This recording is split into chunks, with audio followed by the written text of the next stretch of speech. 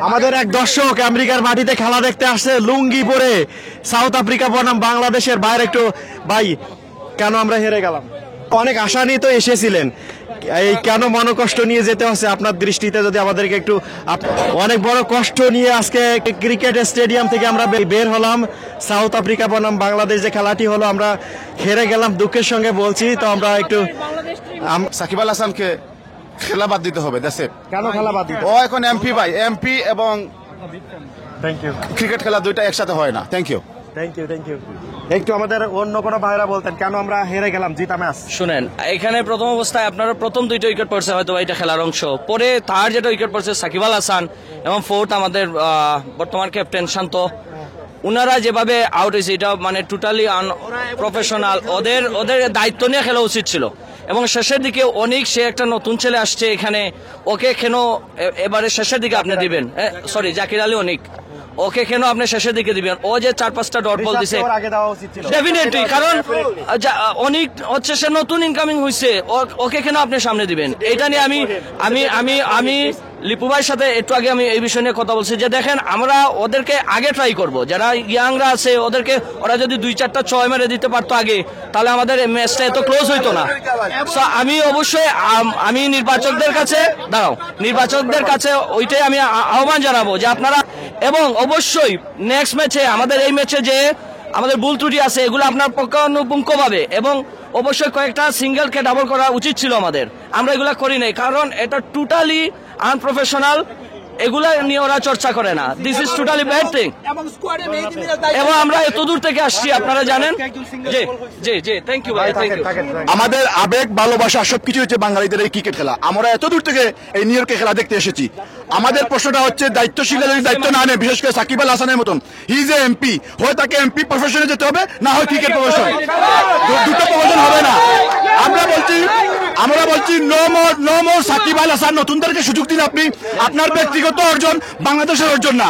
আপনি বিশ্বসেরা অলরাউন্ডার, এটা আপনার একান্ত ব্যক্তিগত, এটা বাংলাদেশের সম্পদ না। দলের জন্য কিছু করেন যদি খেলতে হয়, দেশের জন্য কিছু করেন, সমর্থকদের জন্য কিছু করেন। Thank you. আপনি হয় সংসদে যান, না হয় মাঠে থাকেন, দুটো মাঝে। থ্যাংক ইউ আপনাকে, থ্যাংক ইউ। আমাদের সাথে আরেক ভাই ছিল ভাই। পাপন কাকা, আপনারা কইতাছি নেক্সট ম্যাচে লিটন রেজেন ম্যাচে না দেখি, লিটনের বয়কটের ডাক দিলাম। আজ বুঝবো না, বুঝবো কাল, পারবো কাল। থ্যাংক ইউ ভাই। ভাই মুখ দেখে রাখছেন কেন? কষ্ট পাচ্ছেন নাকি লজ্জা পাচ্ছেন? খুবই কষ্ট পাইতেছি ভাই। কেন? কারণ এইরকম ম্যাচ, একদম হাতের মুঠোয় ম্যাচ গুলো আমরা কতদিন হারবো এইভাবে? আমাদের নিষ্কাশিত আরেকটা কথা হচ্ছে, সাকিবের বডি ল্যাঙ্গুয়েজ দেখে কোনোভাবেই মনে হয় না যে ক্রিকেটার। সাকিব 5 বছর আগে যেভাবে খেলতো, ওর একটা যে বডি ল্যাঙ্গুয়েজ ছিল ব্যাটিং এ, বোলিং এ অথবা মাঠে, কোনোভাবেই ওর মনে হচ্ছে ক্রিকেটার, মনে হচ্ছে পিকনিক করতে আসছে। ওকে, সো ম্যাচের টার্নিং পয়েন্ট ছিল যখন আম্পায়ারের বুল ডিসিশন, আমাদের আম্পায়ারের বুল ডিসিশন, আম্পায়ার কল, সেগুলো হচ্ছে ম্যাচের মেন টার্নিং পয়েন্ট ছিল। এবং সাকিব যেভাবে খেলে, মনে হয় না যে উনি এখন প্রফেশনাল ক্রিকেট আছে। হি has to go, he should retire. গেলাম আজকে আপনাকে। ভাইয়া দেখেন, ব্যাটিং লাইন আপ ভালো না করলে কিচ্ছু হবে না। অনেক আশা নিয়ে তো এসেছিলেন, এই কেন মনোকষ্ট নিয়ে যেতে হচ্ছে আপনার দৃষ্টিতে যদি আমাদেরকে একটু। কেন আমরা কষ্ট নিয়ে ফিরে যাচ্ছি আজকে, কেন হেরে গেলাম? কিছু করার নাই, মেবি ক্যাচের জন্য। ক্যাচটা 6 হলে জিতে যেত। আমাদের কি কোনো প্লেয়ার আর একটু দায়িত্ব নিয়ে খেলা উচিত ছিল মনে হয়? যারা মেবি নাজবুল হাসান শান্ত এন্ড সাকিব, ওরা একটু দায়িত্ব, আউট না হলে হয়তো আমরা জিততে পারতাম, আরো বেটার খেলতে পারতাম। তো ক্রিকেট খেলাকে আপনি পছন্দ করেন না? এই জীবনে প্রথম দেখতে আসলেন? না, আমি অবশ্যই পছন্দ করি। এর আগে কোথাও খেলা দেখতে গিয়েছেন? না, দিস ইজ ফার্স্ট টাইম। আপনার নামটা বলবেন একটু? প্রীতি। আপনার দেশের বাড়ি কোন জায়গায়? নোয়াখালী। আপনি থাকেন কোথায় আমেরিকাতে? ব্রুকলিনে। এখানেই। তো খেলা দেখতে আসছিলেন, তো আপনার সঙ্গে কথা বলতে পেরে ভালো লাগলো। Thank you so much. এক দর্শক আমেরিকার মাটিতে খেলা দেখতে আসছে লুঙ্গি পরে, সাউথ আফ্রিকা বনাম বাংলাদেশের বাইরে। একটু ভাই, কেন আমরা হেরে গেলাম? আমরা হেরে গেছি বলতে গেলে অনেক কারণ, এগুলো না বলাটাই এখন বেটার মনে করি। তবে সাকিব আল হাসানকে যাইতে হবে, কারণ Shakib Al Hasan is not doing anything for the team. ওকে রিপ্লেস করাটাই হচ্ছে এখন নেসেসারি। হ্যাঁ, সাকিব আল হাসান এখন বোর্ডও কিছু করতেছে না, তো Shakib Al Hasan has to go, he has to be replaced as soon as possible. হেরে গেলাম ভাই। আমাদের মেইন সমস্যা হয়েছে ভাই, প্রথমের দিকে যে শান্ত আর সাকিব, ওই দুইটাই স্টার আইছে। ম্যাচটা যদি প্রথম থেকে যদি শান্ত আর সাকিব খেলে দিত তাহলে আমরা ম্যাচটা জিতে যাই। আর সাথে আম্পায়ার, ওদের জন্য আমরা ম্যাচটা আসছি। আমরা অনেক দূর থেকে আসছি খেলা দেখতে, কিন্তু শান্ত আর সাকিব আর লিটন এই তিনটার জন্য আমরা ম্যাচটা আসছি। আমরা আর কিছু বলার নাই, অনেক কষ্ট পাইলাম। Thank you thank you. সবাইকে দাওয়াত দিলাম বারবিকিউ পার্টির জন্য। সাকিব আলাই সবাই আছে আছে আছে। এই যে ভাই এখন বিলে হয়ে গেছে গা, লং আইল্যান্ড যে দুধ খাওয়া গাইছি ভাই, 24 ঘন্টা লাগছে, ফ্লাইট মিস হয়েছে ভাই। 24 সকাল 7টা বাজে বাসা থেকে বাড়িছি, আস্তে আস্তে রাত 2টা বাজছে। এই আইসা এই যে কালকে যাবো আবার, এই যে এই খেলা, এই যে পারফরমেন্স এইগুলা এগুলো চলবে না, তোমাদের দিয়া চলবে না। থাকো, good bye. Thank you final match, your perform, what happening.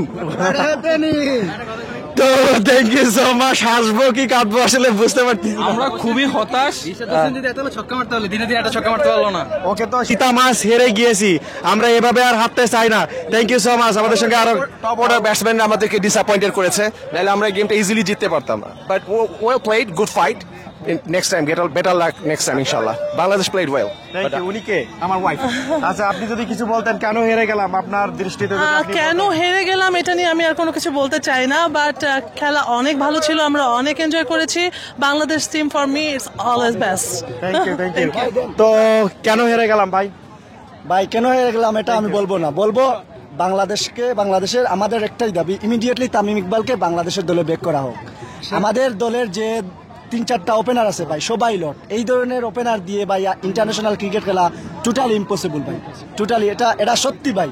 এখানে যত দর্শক আসছে ভাই, 99% মানুষ আমাদের যে ওপেনার আছে ওই ওপেনারদেরকে গালিগালাজ করতেছে ভাই। এটাই আমাদের দাবি ভাই, ইমিডিয়েটলি ভাই তামিম ইকবালকে বাংলাদেশের দলে ফিরানো হোক। তো আমরা হেরে গিয়েছি, আশা হারাচ্ছি না, বরাবরের ন্যায় আশা নিয়ে বাসায় যাচ্ছি। নেক্সট টাইম যেন আমাদের বাংলাদেশ আবার ঘুরে দাঁড়ায়, আবার জিতে যায়, সেই প্রত্যাশায় রুয়েল খান যুক্তরাষ্ট্র নিউ ইয়র্ক নাসু কান্ট্রি স্টেডিয়াম থেকে বিদায় নিচ্ছি। সবাই ভালো থাকবেন, সুন্দর থাকবেন, সুস্থ থাকবেন, নাইস থাকবেন, বিউটিফুল থাকবেন। আর আমাদের ভিডিওটা বেশি বেশি শেয়ার করে দিবেন, অন্যদেরকে দেখার সুযোগ করে দিবেন। সবাইকে অনেক অনেক ধন্যবাদ। সবাইকে আল্লাহ হাফেজ।